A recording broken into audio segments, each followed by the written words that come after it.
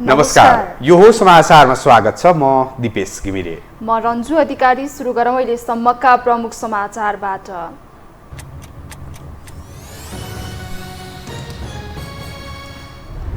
सत्ता गठबन्धनद्वारा साझा उम्मेद्वारको सूची सार्वजनिक। 2 प्रतिनिधि सभा र 11 प्रदेश सभामा मित्रवत प्रतिस्पर्धा हुने। बागीलाई निष्क्रिय बनाउने प्रयास जारी। उम्मेद्वारको चुनिने अधिकार हनन नगर्न निर्वाचन आयोगको आग्रह। सामाजिक सञ्जाल मार्फत निर्वाचन बितोल्ने गतिविधिप्रति निगरानी बढाइयो। निर्वाचनका लागि घोषणापत्र सार्वजनिक गर्ने अन्तिम तयारीमा ठुला दल। नेपाली काङ्ग्रेसले भोलि बिहान सार्वजनिक गर्ने। माओवादी र एमाले पनि अन्तिम रूप दिँदै। तिहार सकिएसँगै छठ पर्वको रौनक सुरु। देशभरका घाट, नदी तथा पोखरीहरू झक्काउ बनाइयो। सरकारी कार्यालय सोमबारबाट मात्र खुल्ने। र पीएम कप पुरुष क्रिकेट प्रतियोगिताका लागि मध्य प्रदेशद्वारा टिम घोषणा। 4 खेलाडी वैकल्पिकमा पर्दा 14 जनाले पाए प्रारम्भिक टोलीमा स्थान।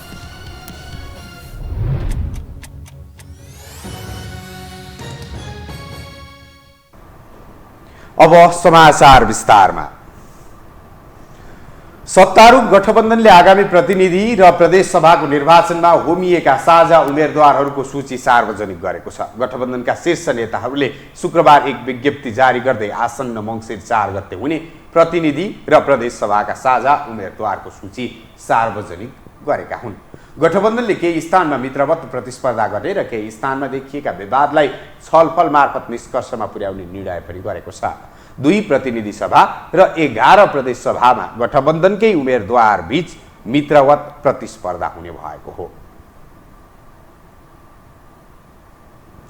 प्रविधिको विकाससँगै सामाजिक सञ्जाल विभिन्न अभियान चलाउने प्रभावकारी थलो बन्दै आएको छ। यस्ता अभियानले निश्चित विषय र क्षेत्रमा उथलपुथल नै ल्याउने गरेको छ। एक रिपोर्ट।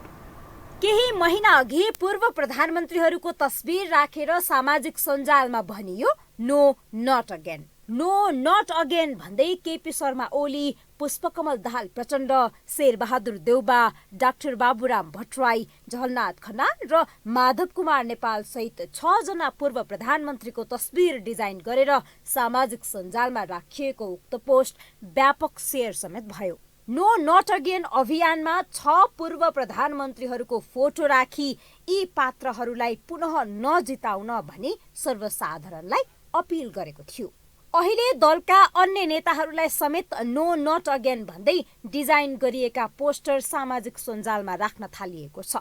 # नो नट अगेन सामाजिक सञ्जाल ट्विटरको नेपाल ट्रेन्डिङमा छ। # नो नट अगेन ट्विट आक्रामक रूपमा बढिरहेको छ। सामाजिक सञ्जाल फेसबुकमा 26 जुलाईमा बनाइएको फेसबुक पेजमा 33,000 बढी फलोअर्स छन् भने 28,000 बढीले लाइक गरेका छन्। यहाँ पोस्ट भएका हरेक पोस्टमा लाइक, कमेन्ट, शेयर पनि उस्तै व्यापक छ। सामाजिक सञ्जालमा चर्चामा रहेको उक्त विषयले निर्वाचन आयोगको ध्यान खिच्यो। ध्यान मात्र खिचेन, निर्वाचन आचार संहिता कार्यान्वयनमा आक्रामक बनेको आयोगले मंगलबार प्रेस विज्ञप्ति नै जारी गर्दै अभियान मार्फत निर्वाचनमा उम्मेद्वार रहेका दलका नेताहरूको बारे विभिन्न लाञ्छनापूर्ण अभिव्यक्ति तथा भ्रामक र द्वेषपूर्ण श्रव्य दृश्य सामग्री प्रकाशन गरेको प्रति आफ्नो गम्भीर ध्यानाकर्षण भएको भन्दै यस्ता गतिविधि नगर्न चेतावनी नै दियो। उम्मेद्वारहरूको चुनिन पाउने अधिकार नै हनन हुने गरी सामाजिक सञ्जालको प्रयोग नगर्न आयोगले सचेत गराउँदै आएको छ।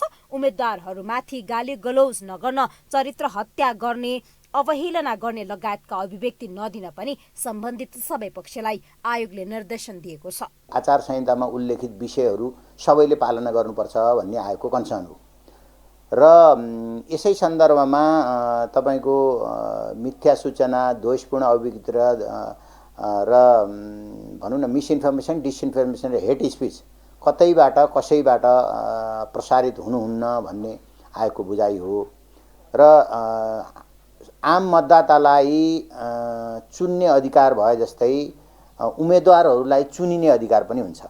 त्यसो भएको हुनाले कसैप्रति चाहिँ नि लाञ्छना लगाउने, कसैप्रति दुराग्रहपूर्ण चाहिँ अभिव्यक्तिहरू प्रसारण गर्ने विषयहरू चाहिँ अभिव्यक्ति स्वतन्त्रताभित्र पर्दैनन्। त्यसो भए हुनाले चुनिने हकबाट पनि कसैलाई वञ्चित नगरौँ। यस अभियानबारे आयोगले अनुसन्धान भइरहेको बताएको छ, तर आयोगको निर्णयप्रति सामाजिक सञ्जाल विभाजित मात्र बनेको छैन, आलोचित समेत भइरहेको छ। आम सर्वसाधारणदेखि नेता, कार्यकर्ता, कलाकार, बुद्धिजीवी समाजका जिम्मेवार र प्रतिष्ठित व्यक्तिहरू आयोग र अभियानको पक्ष र विपक्षमा देखिएका छन्। निरन्तर निर्वाचन जित्दै आएका प्रधानमन्त्री शेरबहादुर देउबा, एमाले अध्यक्ष केपी शर्मा ओली सहित दर्जनौं नेता पुनः निर्वाचनमा होमिएका छन्।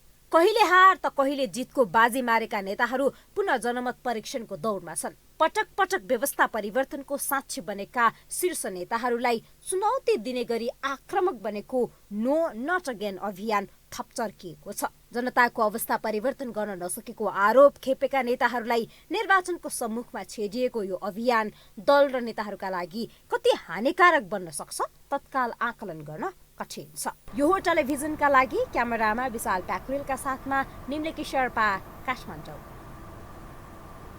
निर्वाचनको दिन नजिकिएसँगै उम्मेदवार आफ्नो पल्ला भारी गराउन चुनावी मैदानमा होमिएका छन्। दलीय संगठन बलियो भएका दल मात्र होइन, दलीय व्यवस्थाको फाइदा उठाउँदै यति बेला साना दल पनि ठुला दलको बुई चढेरै सदन छिर्ने दाउमा देखिन्छन्। एक रिपोर्ट।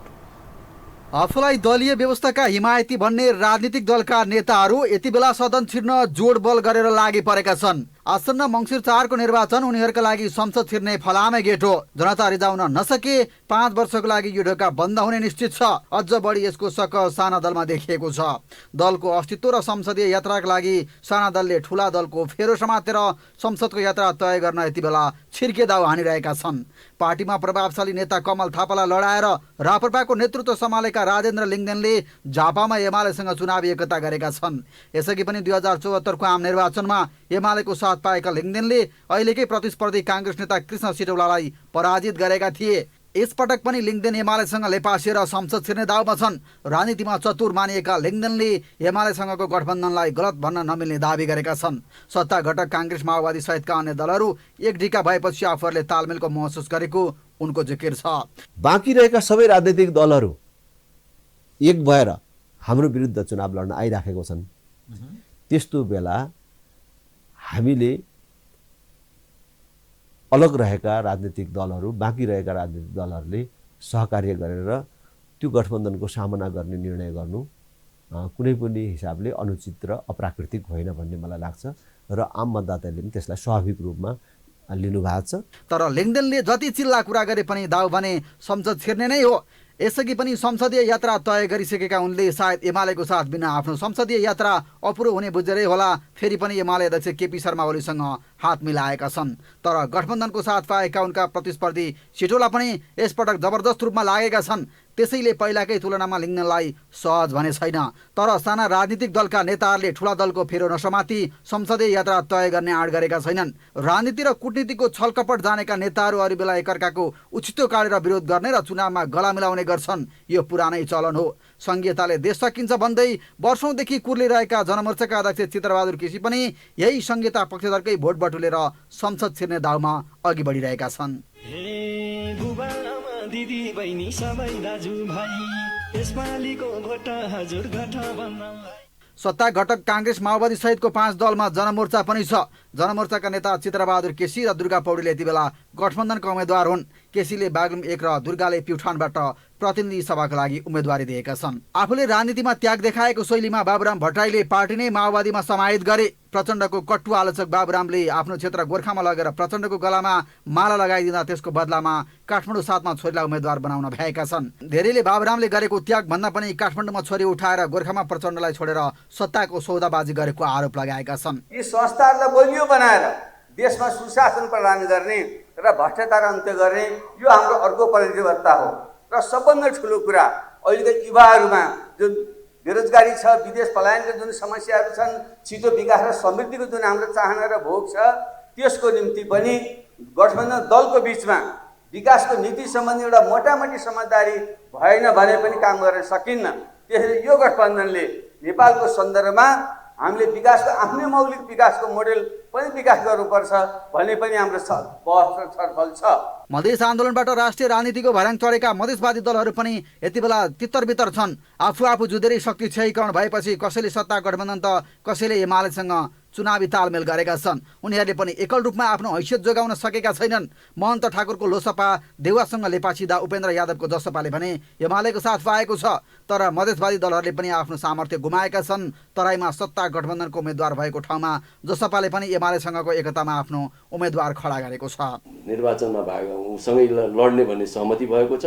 ती निर्वाचन क्षेत्रहरूमा एमालेका कार्यकर्ता साथी पङ्क्तिहरू जो हुनुहुन्छ उहाँहरू पनि लाग्नु भएको छ र जसपाले पनि त्यसै इमान्दारीका साथ हामीले छोडिदिएका ठाउँमा हामीले उहाँहरूलाई सहमति गरेर निर्वाचनको लागि समर्थन गरेको ठाउँमा हाम्रा साथीहरू पनि लाग्नु भएको छ। एमालेको मत पाउनेमा ढुक्क हुनुहुन्छ? ढुक्क छु, किन नपाउने? त्यसमा जब सहमति गरेपछि नपाउने भन्ने कुराको त नपाउने भयो भने त हामी गर्दैनथ्यौँ। एमालेबाट टुक्रिएको माधव नेपालको नेकपा एकीकृत समाजवादी पनि सत्ता गठबन्धनभित्र छ। एमाले फुटेर बनेको समाजवादीले पनि एक्लै चुनाव लड्ने आँट गरेन। भक्तपुर 1 मा लालकिल्ला बनाएको नेमाकिपा भने आफ्नो क्षेत्रमा एक्लै चुनाव लड्ने भएको छ। स्थानीय निर्वाचनमा काङ्ग्रेस, एमाले, माओवादी र स्वतन्त्र गरी दर्जन बढीको जमानत जफत गराएको नेमाकिपाले एक्लै भिन्ने आँट गरेको हो। अन्य ठाउँमा पार्टीको धेरै ठुलो प्रभाव नदेखिए पनि भक्तपुर 1 मा भने नेमाकिपाको दबदबा छ। यी केही क्षेत्रमा देखेका प्रतिनिधि पात्र हुन्, तर अरू बेलाको विरोध र चुनावको बेलामा देखिने नेताहरूको चटकले जनता आजित भएका छन्। चर्को स्वरमा ठुला भाषण गरेर राष्ट्रवादी छवि देखाउन खोज्नेहरूको चुनावी साँठगाँठ उदेक लाग्दो छ। यति बेला लोकतन्त्र र गणतन्त्रका विरोधीहरूलाई चुनावले एउटै किताबमा उभ्याएको छ। जनताको जनमतलाई भर्याङ बनाएर संसदीय यात्रा तय गर्न यति बेला नेताहरूले विचार र सिद्धान्तलाई भुङ्ग्रोमा पलेका छन्। यो हो टेलिभिजनका लागि भूपेन्द्र पौडेल, काठमाडौँ। अब बाँकी समाचार। आगामी मङ्सिर 4 गते एकै चरणमा प्रतिनिधि सभा र प्रदेश सभा सदस्यको निर्वाचन हुँदैछ। निर्वाचन नजिकै जाँदा राजनीतिक दल र उम्मेद्वारहरूले चुनाव प्रचारलाई थप व्यापक बनाइरहेका छन्। चुनाव जित्नै पर्ने मानसिकता र दबावमा रहेका उनीहरूको चुनाव केन्द्रित तडक भडक यति बेला चर्चाको विषय बनेको छ। एक रिपोर्ट। अबको 23 दिनपछि एकै चरणमा संसदीय निर्वाचन हुँदैछ। उम्मेद्वारहरू आफ्नो निर्वाचन क्षेत्रका मतदाताको घर घरमा पुगिरहेका छन्। मतदाता आकर्षित गर्न उनीहरूले अनेक प्रपञ्च रचिरहेका छन्। राजनीतिक दलका उम्मेद्वार र स्वतन्त्र उम्मेद्वार समेत सार्वजनिक कार्यक्रमदेखि सामाजिक सञ्जालसम्म अनेक हत्कण्ड प्रयोग गरेरै भए पनि मतदाता मनाउने होडमा सक्रिय बनेका छन्। समग्रमा सामाजिक सञ्जाल सबैको रोजाइ बने पनि ध्रुवीकृत राजनीतिको चुनाव प्रचारको शैली पनि भिन्न भिन्न देख्न सकिन्छ। चुनाव प्रचारमा सामाजिक सञ्जाल कति व्यापक प्रयोग भएका छन्, ट्विटर ट्रेन्डिङमा रहेको नो नट अगेन अभियानका अवस्थालाई हेरे पुग्छ। समग्रमा स्वतन्त्रको घरदैलो, ठूला दल र उम्मेद्वारको चुनाव केन्द्रित कार्यक्रम रोचक छन्। स्वतन्त्र उम्मेद्वारहरू एक्लै वा केही समूहमा मतदाताको घर धाइरहेका छन्।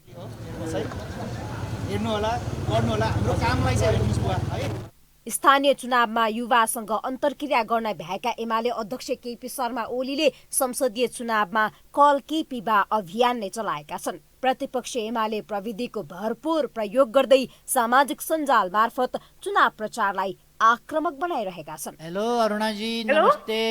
नमस्ते, म केपी शर्मा ओली बोले।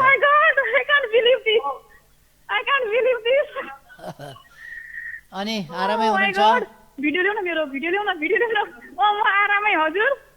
ठिकठाक छ, यता ठिकठाक छ। तपाईँलाई ठिक छ नि होइन? सब परिवारमा सबैलाई? मलाई ठिकै छ होइन। हजुरलाई पनि सन्चै होला। हजुरलाई बरु मेरो आयु नै लागोस् होइन। हजुरलाई कहिले पनि केही नहोस्, हजुरको हेल्थ एकदम राम्रो होस् होइन। म एकदम स्वस्थ छु। मलाई के भन्दै आएन कि?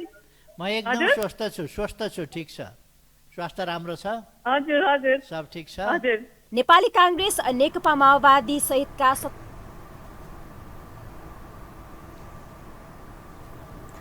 नेपाली कांग्रेसले आसन्न निर्वाचनका लागि तयार गरेको घोषणापत्र भोलि सार्वजनिक गर्ने भएको छ। पार्टी केन्द्रीय कार्यालय सानेपामा शनिबार बिहान 10 बजे घोषणापत्र सार्वजनिक गरिने गरी समय तय भएको मस्यौदा तयारी समितिका सदस्य गेजा शर्मा वाग्लेले जानकारी दिनुभयो। प्रधानमन्त्री शेरबहादुर देउबा, महामन्त्री द्वय गगन थापा र विश्वप्रकाश शर्मा लगायत शीर्ष नेताहरूको उपस्थितिमा घोषणापत्र सार्वजनिक गरिने भएको छ। महामन्त्री शर्माको संयोजक कत्तोमा घोषणापत्र तयारी समिति गठन गरिएको थियो। घोषणापत्रलाई अर्थविद स्वर्णिम वाग्ले नेतृत्वको मस्यौदा उपसमितिले तयार गरेको छ। यसअघि 7 कार्तिकमा सार्वजनिक गर्ने भनिएको उक्त घोषणापत्र कार्यक्रम स्थगित गरिएको थियो। हामीसँग समाचार बाँकी नै छन्, अहिलेलाई विश्राम।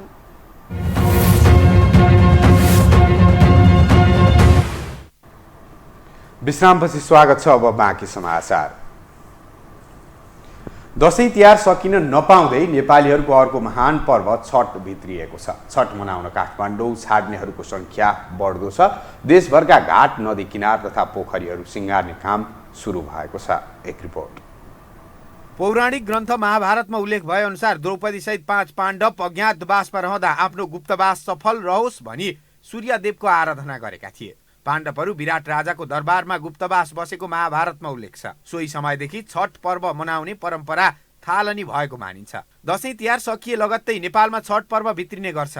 दशैं तिहारको रहल पहल सकिन नपाउँदै कति मानिस छठ मनाउनकै लागि काठमाडौँ उपत्यका छाड्न थालेका छन्। छठ मनाउनका लागि देशभरका घाट, नदी किनार तथा पोखरीहरू झक्किझकाउ गराउन थालिएको छ। दशैं तिहार घरमा मनाइन्छ भने यो पर्व घाट र पोखरीमा गएर मनाउने परम्परा छ। छठ पर्वले राष्ट्रिय रूप लिएको 10 वर्ष नागिसक्यो। राष्ट्रपतिदेखि जनप्रतिनिधिहरूले उल्लासपूर्वक यो पर्वमा सहभागिता जनाउँदै आएका छन्। यो पटक पनि राष्ट्रपति, मेयर, उपमेयर सहभागी हुनेमा आयोजक टिम भने ढुक्क देखिन्छ। सूर्य भगवानको यो पूजा हो।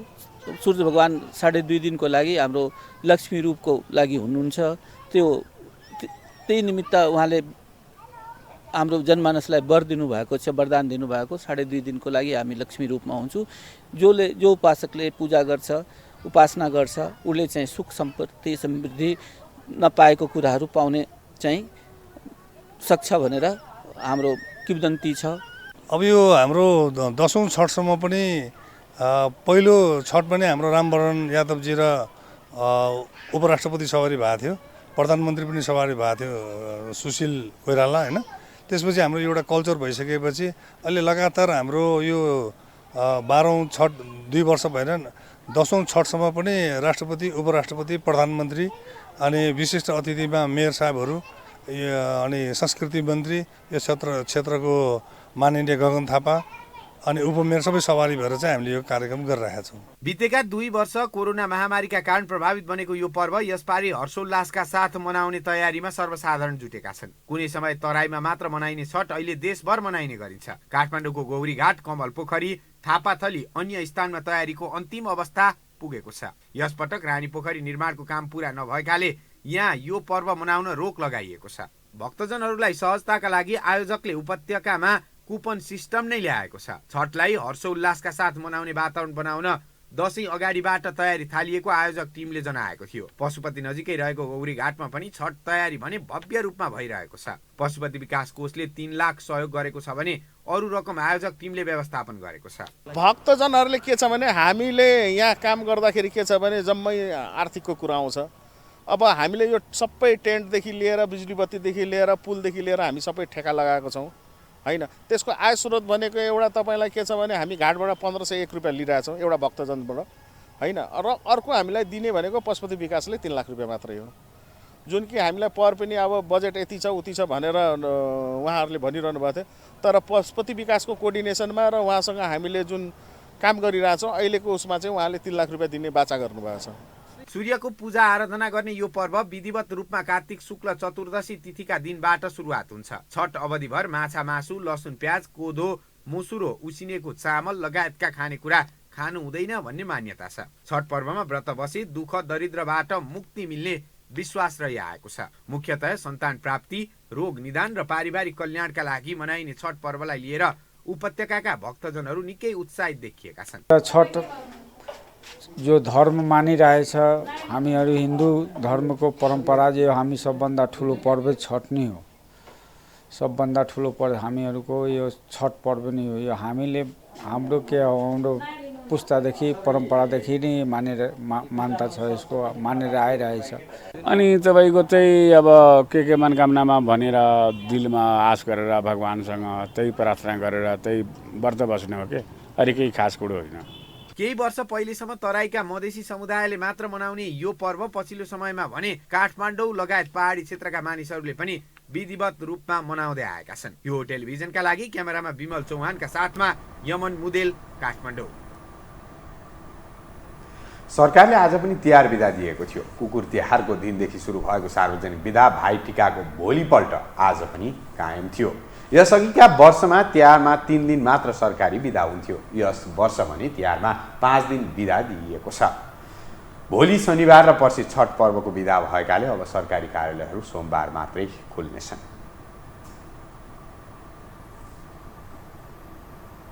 अब बाँकी समाचार। मौसम पूर्वानुमान महाशाखाले पश्चिमी वायुको प्रभावका कारण देशभर चिसो महसुस भएको बताएको छ। मौसम पूर्वानुमान महाशाखाका वरिष्ठ मौसमविद वरुण पौडेलले गत हप्तादेखि देशभर तापक्रम घट्दै गइरहेको बताउनु भएको हो। तापक्रम घटेका कारण चिसो महसुस भएको उहाँले बताउनु भयो।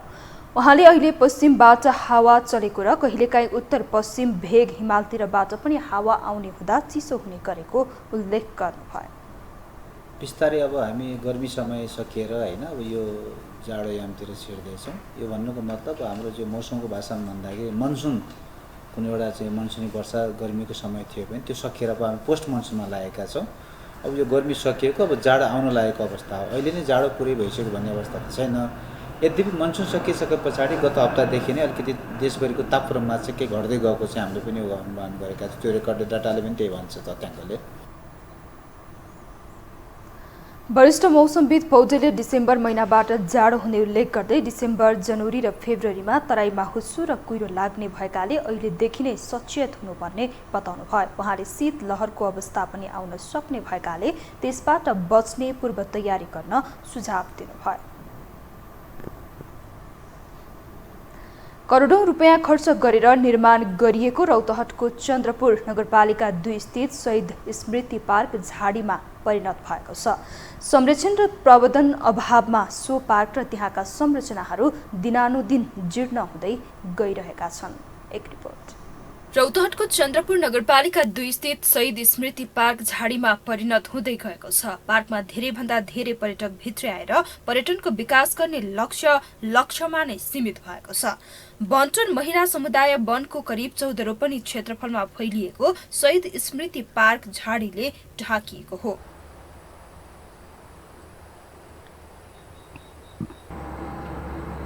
पार्कमा घुम्ने स्थानमा जताततै झाडी र फोहोर हुँदा अहिले पर्यटकको आवागमन शून्य बराबर छ। पूर्व पश्चिम राजमार्गसँगै जोडिएको सो पार्क पिकनिक खाने, घुम्ने पर्यटकहरूको लागि मात्र नभई राजमार्ग हुँदै यात्रा गर्ने यात्रुहरूको लागि मध्यनजर गर्दै बनाइएको थियो। तर अहिले जताततै उम्रिएको घाँस र फोहोरले गर्दा पार्कमा जान कसैको रुचि नहुने गरेको स्थानीयको गुनासो छ। स्थानीयहरू यसलाई संरक्षण र प्रबन्धन गर्नुपर्ने माग गर्दै आइरहेका छन्। चन्द्रनिगापुर सहर केन्द्रित सहरको नजिकै भएको एउटा पर्यटन क्षेत्र शहीद स्मृति पार्क अलि जीर्ण भएको जस्तो देखिन्छ। त्यसलाई सरसफाइदेखि लिएर त्यसलाई कसरी जगेर्ना गर्ने भन्ने विषयमा कसैको चासो देखिँदैन। बालबच्चा लिएर चाहिँ घुम्न जाँदाखेरि पनि साँप सर्पको चाहिँ डर देख्ने खालका झाडीहरू देखिएका छन्। त्यो विषयमा चाहिँ कसैको ध्यान गएको देखिँदैन। पार्कमा हाल शहीद स्तम्भ, 4वटा पोखरी, चिल्ड्रेन पार्क, चौतारा लगायतका संरचनाहरू रहेका छन्। पार्कभित्र रहेको पोखरी अहिले झाडीले पुरिएको छ। सो पोखरीलाई सफा गरेर माछा पालनसँगै डुङ्गा सञ्चालन गर्न सके पर्यटनको आकर्षक बढ्न सक्ने स्थानीयहरू बताउँछन्। निर्माण अवधिदेखि नै पार्कको स्वामित्वमा विवाद आइरहेको छ। सो पार्कको व्यवस्थापन हाल शहीद स्मृति पार्क व्यवस्थापन समितिले गर्दै आइरहेको छ। पार्कलाई चाहिँ हामीले त्यहाँ सधैँ गर्ने निर्णय गरिसकेको छ। साधारण सभाबाट नै निर्णय गरे त्यहाँ 3टा पोखरीहरू सरसफाइ गर्ने। अनि त्यसपछि आएर अव्यवस्थित छ त्यहाँ अहिले बस्ने एकजना भाइ उग्र भाइले राखेको छन्। त्यो कसरी राख्यो, के गर्यो, त्यो सबै मलाई थाहा छैन, जानकारी छैन। र अब त्यो पार्कलाई व्यवस्थित तरिकाले एउटा मास्टर प्लान बनाएर त्यसले एउटा चाहिँ हाम्रो नगरको नै एउटा नमुना पार्कमा बनाउने भन्ने हामीले सङ्कल्प गरेको सोच छ। कोरोना कालमा पार्कमा रहेका संरचनाहरूलाई थपघट गरेर आइसोलेसन निर्माण गरिएको थियो। पार्कमा सुरुवाती लगानी बाहेक हालसम्म राज्यका कुन निकायको के कति लगानी भइसकेको छ भने स्पष्ट तथ्याङ्क कसैसँग पनि छैन। केही व्यक्ति र समूहले सो पार्क देखाएर बजेट ल्याउने र खाने भाँडो बनाउने माध्यम बनेको स्थानीयको आरोप छ। यता स्थानीय सरकार भने स्वामित्वको विवादले गर्दा आफूहरूले त्यसमा चाहेर पनि केही गर्न नसकेको बाध्यता रहेको बताउँछन्। चन्द्रपुर वडा नम्बर 2 ले त्यो पार्कको चाहिँ गुरु योजना डिपिआर तयार गरेको छन्। डिपिआर तयार भएपछि त्यो डिपिआर अनुसार काम गर्नुपर्छ भनेर चाहिँ प्रस्ताव पेश गरेको थियो नगरसभामा। तर चन्द्रपुर नगरपालिकाले हाम्रो यो स्मारकलाई चाहिँ बजेटको व्यवस्थापन गरेन। थोरै पैसा हालेको छ, 5 लाख हालेको छ, 5 लाख के हुन्छ? त्यस्तो हिसाबले गर्दाखेरि चाहिँ पर्यटकीय हिसाबमा चाहिँ त्यसलाई अगाडि बढाउन सकिरहेको छैन। बढ्दो शहरीकरणसँगै चन्द्र निगाहपुर आसपासमा बिस्तारै खुल्ला हरियाली स्थानको कमी हुँदै गइरहेको छ। राज्यको करोडौं लगानी भइसकेको सो पार्कलाई व्यवस्थित ढंगले सञ्चालन गर्न सके पर्यटकीय स्थलसँगै चन्द्र निगाहपुरवासीको लागि खुल्ला स्थलको उत्तम विकल्प पनि बन्न सक्ने देखिन्छ। यसको लागि सरकारवाला सबैको ध्यान जानु अत्यावश्यक देखिएको छ। पाल्पाको रामपुरमा रहेको ताल पोखरा आन्तरिक तथा बाह्य पर्यटकको मुख्य रोजाइ बन्दै गएको छ। कास्कीको फेवा तालको स्वरूप र शैलीमा पूर्वाधार निर्माण गरिएसँगै यति बेला ताल पोखरामा जाने पर्यटकको उल्लेख्य वृद्धि हुन थालेको छ। पूर्वी पाल्पाको रामपुरमा रहेको तालपोखरी यति बेला पाल्पा घुम्न जाने पर्यटकको प्रमुख आकर्षक गन्तव्य बनेको छ। बिदाको अवसरमा घुम्न जानेदेखि बाहिरी जिल्लाबाट शैक्षिक अवलोकन भ्रमणमा पुग्ने जो कोहीको रोजाइमा परेसँगै तालपोखरीमा पुग्ने पर्यटकको संख्यामा समेत वृद्धि हुँदै जान थालेको हो। फेवातालको झल्को मेटाउने तालपोखरी 2 दशक अगाडिसम्म सानो पोखरीमा सीमित थियो। तालपोखरीलाई क्षेत्र विस्तार गरी कास्कीको फेवा तालको स्वरूप र शैलीमा पूर्वाधार निर्माण गरिएसँगै यति बेला तालपोखरीमा जाने पर्यटकको उल्लेख्य वृद्धि हुन थालेको छ। तालपोखरीलाई लुम्बिनी प्रदेश सरकारले 100 पर्यटकीय गन्तव्य स्थलका रूपमा घोषणा गरेपछि यहाँ पर्यटकको चहल पहल अझ बढेको स्थानीयको भनाइ छ। राष्ट्रिय गौरवको आयोजना काली गण्डकी करिडोर समेत दाहिने परेको स्थलमा पाल्पा सहित छिमेकी जिल्लाहरू रूपन्देही, स्याङ्जा, तनहु, पूर्वी नवलपरासी लगायतका जिल्लाहरूबाट अवलोकनको लागि पर्यटकहरू पुग्ने गरेका छन्। हरेक मान्छेहरू बाहिरबाट आउने मान्छेहरू रामपुर आइसके पछाडि तालपोखरा आउनुपर्छ, तालपोखरा घुम्नुपर्छ भन्ने सोचका आधारमा धेरै आउने गर्नुभएको छ र यहाँ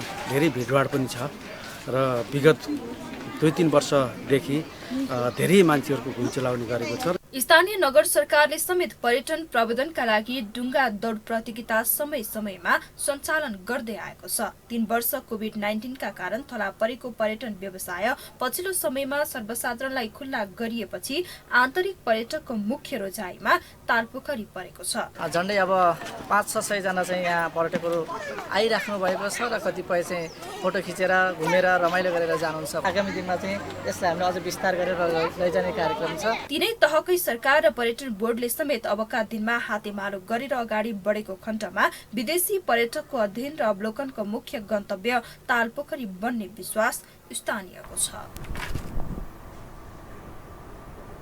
हामीसँग अन्तर्राष्ट्रिय र खेल समाचार बाँकी नै छन्। अहिलेलाई विश्राम।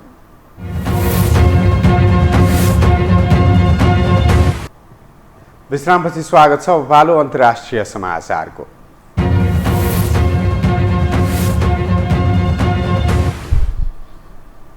रुसी राष्ट्रपति भ्लादिमिर पुटिनले पश्चिमा मुलुकहरूले युक्रेनमा खतरनाक र रक्तपातपूर्ण खेल खेलिरहेको आरोप लगाएका छन्।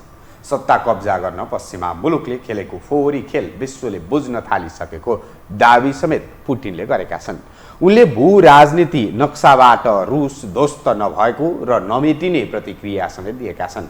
संयुक्त राष्ट्र सुरक्षा परिषदको संरचनाले विश्वव्यापी विविधतालाई प्रतिबिम्बित गर्नुपर्ने उनको तर्क छ। पश्चिमाले नै युक्रेनलाई आणविक हतियार प्रयोग गर्न उक्साएको आरोप उनले लगाएका छन्। अब पालो खेल समाचारको।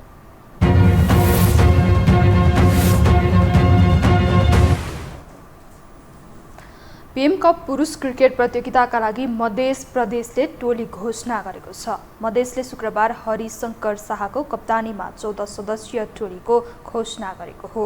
मुख्य प्रशिक्षक सुनिल शाहले घोषणा गरेको टोलीमा 4 खेलाडीलाई वैकल्पिकको रूपमा राखिएको छ। पीएम कप कार्तिक 13 गतेदेखि 26 गतेसम्म टियु र मुलपानी क्रिकेट मैदानमा हुनेछ। प्रतियोगितामा 10 टोलीको सहभागिता रहनेछ। समूह एमा Nepal APF club, Tribhuvan army club, Karnali प्रदेश, गण्डकी प्रदेश, सुदूरपश्चिम प्रदेश रहेको छ। समूह बीमा नेपाल पुलिस क्लब, बागमती प्रदेश, लुम्बिनी प्रदेश, मध्य प्रदेश र प्रदेश नम्बर 1 रहेको छ। प्रतियोगिताको उद्घाटन खेलमा एपीएफ क्लब र त्रिभुवन आर्मी क्लब बीच प्रतिस्पर्धा हुनेछ। उद्घाटन खेल टियु क्रिकेट मैदानमा हुनेछ। पहिलो दिन नै मुलपानी मैदानमा पुलिस क्लब र बागमती प्रदेश बीच खेल हुनेछ। हरेक समूहको शीर्ष 2 टोलीले सेमी फाइनलमा स्थान बनाउनेछन्। यससँगै हामी यो समाचारको अन्त्यमा आइपुगेका छौँ। बिदा हुनु अघि प्रमुख समाचार पुनः एकपटक।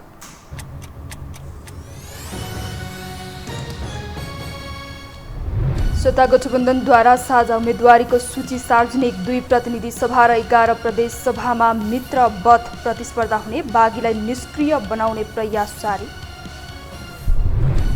उम्मेदवारको चुनिने अधिकार हनन नगर्न निर्वाचन आयोगको आग्रह। सामाजिक सञ्जाल मार्फत निर्वाचन बिथोल्ने गतिविधिप्रति निगरानी बढाइयो। निर्वाचनका लागि घोषणापत्र सार्वजनिक गर्ने अन्तिम तयारीमा ठूला दल। नेपाली कांग्रेसले भोलि बिहान सार्वजनिक गर्ने, माओवादी र एमाले पनि अन्तिम रूप दिँदै। तिहार सकिएसँगै छठ पर्वको रौनक सुरु। देशभरका घाट, नदी तथा पोखरीहरू झकिझकाउ बनाइयो। सरकारी कार्यालय सोमबारबाट मात्र खुल्ला। र पीएम कप पुरुष क्रिकेट प्रतियोगिताका लागि मध्य प्रदेशद्वारा टिम घोषणा। 4 खेलाडी वैकल्पिकमा पर्दा 14 जनाले पाए प्रारम्भिक टोलीमा स्थान।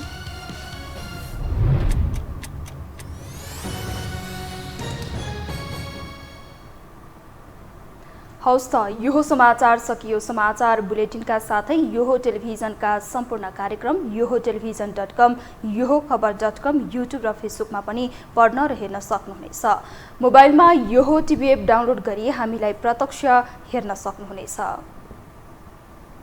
तथ्यसहितको निष्पक्ष समाचार तथा मनोरञ्जनका लागि हेर्दै रहनुहोला योहो टेलिभिजन। नमस्कार।